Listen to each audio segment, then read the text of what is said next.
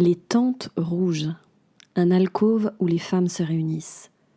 Mais qu'est-ce que cela peut bien vouloir dire? Et surtout, que se passe-t-il dans ces fameuses tentes rouges? C'est la question auquel j'ai choisi de répondre aujourd'hui dans ce podcast, vous expliquer un petit peu qu'est-ce qu'une tente rouge, qu'est-ce qu'on y fait dedans, où peut-on en trouver et c'est quoi le mode d'emploi. Donc ne bougez pas, c'est tout de suite dans la chronique d'aujourd'hui. Je suis Mélissa Nittenberg, Shakti, femme louve, chamane, tisseuse d'histoire et chanteuse d'âme. Je lead, j'écoute, je transmets, j'inspire et j'éveille. Un peu sorcière, un peu selkie, un peu fée, je crée et guide les femmes à retrouver leur essence et à créer leur légende personnelle. Tisse ton histoire et retrouve ton plein pouvoir. Telle est ma devise.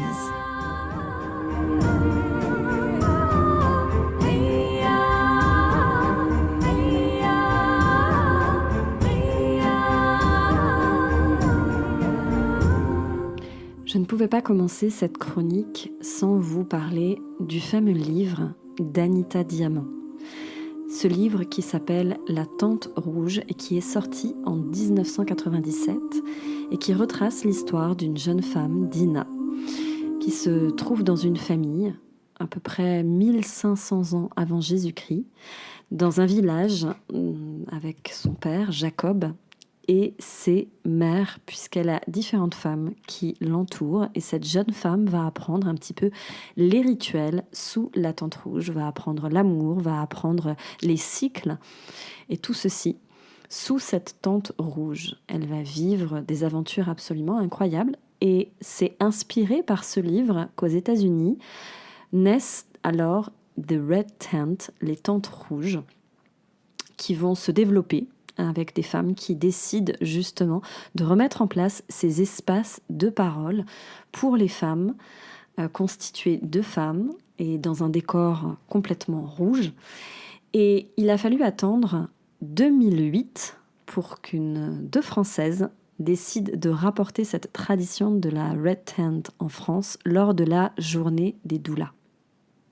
Bien sûr, ces tentes rouges se sont un petit peu développées puisque finalement cette tente était un lieu de célébration en dehors du cycle menstruel des femmes. C'était un lieu où on célébrait des événements importants de la vie de femme, la puberté, le mariage, les grossesses, les accouchements, les ménopauses et également tous les deuils et les décès.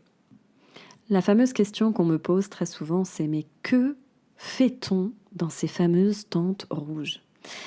Les tentes rouges, c'est avant tout un espace de convivialité entre femmes. Les tentes rouges, c'est un espace où le silence a sa place, où on peut honorer le silence, car dans ces silences, il se dit énormément de choses. Sous la tente rouge, c'est également un espace de parole, un espace où l'on peut dire, où on peut exprimer ce qui nous traverse en ce moment dans notre chemin de femme. C'est aussi un espace où on va recevoir de l'écoute, où on donne notre écoute aussi en tant que femme, on prête notre oreille, notre attention, notre présence à d'autres femmes. Sous la tente rouge, c'est également un espace de rituels, de petits rituels sacrés, simples, que l'on va mettre en place pour honorer cette rencontre et ce moment. Et enfin, bien sûr, pourquoi cette couleur rouge ? Eh bien, pour l'avoir moi-même vécu, je pense que toute la force de cette couleur nous rappelle aussi un petit peu l'intérieur du ventre de la mère. C'est une couleur vive, c'est la couleur aussi qui fait lien avec nos cycles, avec nos menstruations, avec la vie. Et ça crée un espace de dimension vraiment sacré et unique. L'autre question qu'on m'a posée, c'est un petit peu, c'est quoi le mode d'emploi, comment ça se passe, qu'est-ce qui se passe et tout ça.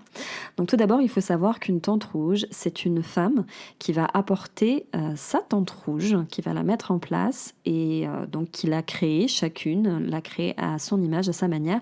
Le seul point commun, bien sûr, c'est qu'à l'intérieur de cette tente rouge, il n'y a que du rouge ou des couleurs très chaudes.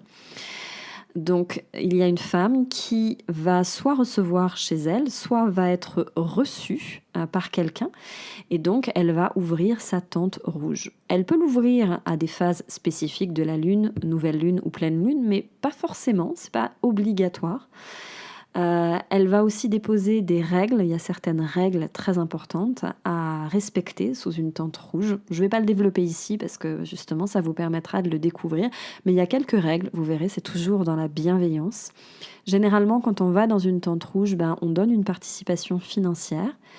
Ça va durer à peu près minimum 2 heures, ça peut aller jusqu'à 3 heures, ça peut aller même au-delà. Tout ça va dépendre bien sûr de l'hôte qui vous reçoit, de l'hôtesse qui vous reçoit dans sa tente. On va vous demander d'apporter une petite chose à manger, à boire, à grignoter, voilà, pour amener vraiment ce côté convivialité. L'hôte qui va vous recevoir va poser un petit rituel d'ouverture et puis un petit rituel aussi de fermeture de la tente. Et enfin, en fait, ce que je trouve génial, moi, c'est que sous la tente rouge, il n'y a pas une personne qui... Voilà, il y a l'hôtesse qui vous reçoit, qui pose ses rituels, mais après, elle redevient une femme comme vous.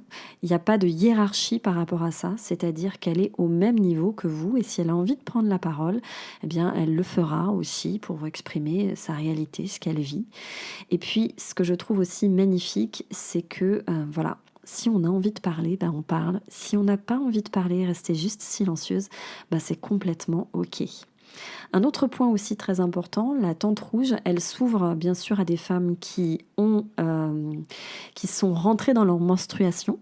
Voilà, donc ça peut être des très jeunes femmes. Et aussi, c'est ouvert bien sûr à des femmes qui sont aussi en ménopause. Voilà. Mais donc pour rentrer sous une tente rouge, il faut avoir déjà eu ces règles, ces menstruations.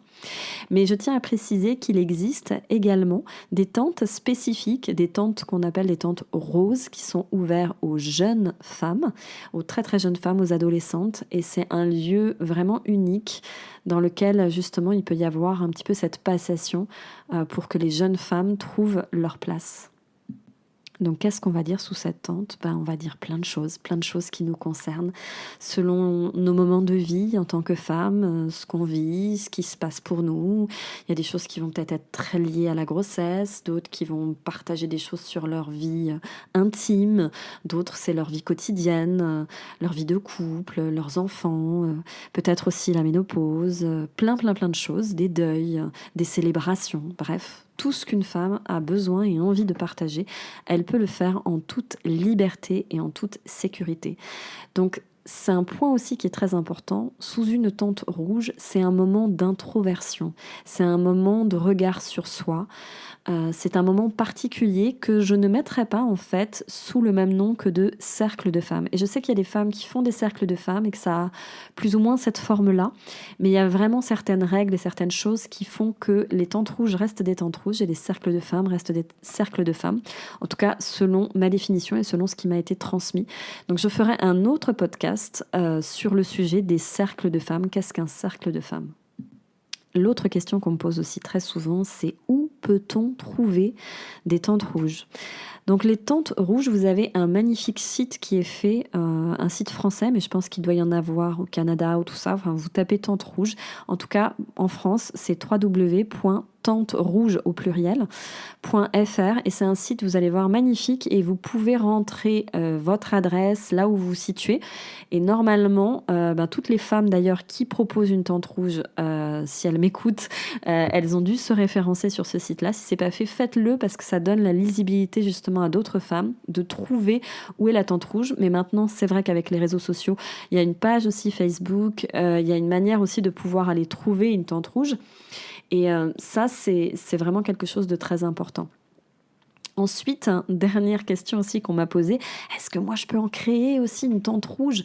Donc oui, c'est tout à fait possible de pouvoir créer une tente rouge, mais je vous inviterai effectivement à certains petits prérequis. Tout d'abord de vous rapprocher soit de l'association, soit de vous rapprocher d'une femme qui anime elle-même ces tentes rouges pour pouvoir avoir la passation et la transmission, de vivre aussi une tente rouge pour voir aussi un petit peu, avoir l'expérience un petit peu de ça et de voir déjà si si ça vous plaît, si vous vous sentez vraiment les épaules aussi pour animer une tente rouge, en tout cas pour la porter.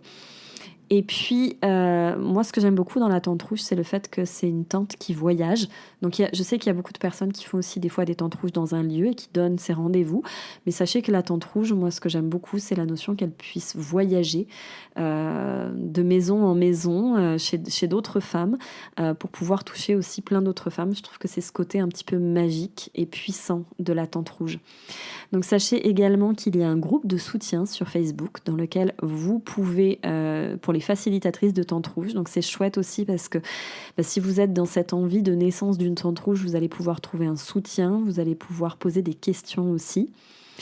Et dernière chose aussi, je sais qu'il y a la possibilité aussi de former d'autres femmes à animer aussi ses propres tentes rouges, donc je vous invite aussi à prendre les informations.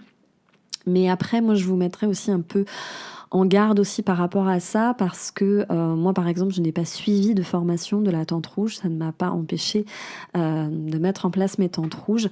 Mais c'est vrai qu'un des prérequis, c'est par exemple que moi, j'avais suivi une formation aussi de communication non violente. Et donc, c'est vrai que j'avais déjà des outils au niveau de l'écoute. Et je trouve que c'est important vraiment d'être passé par cette démarche-là. Sinon, vous allez aller aux antipodes de ce qu'est une tente rouge qui finalement n'est pas un espace où on va donner des conseils à d'autres femmes.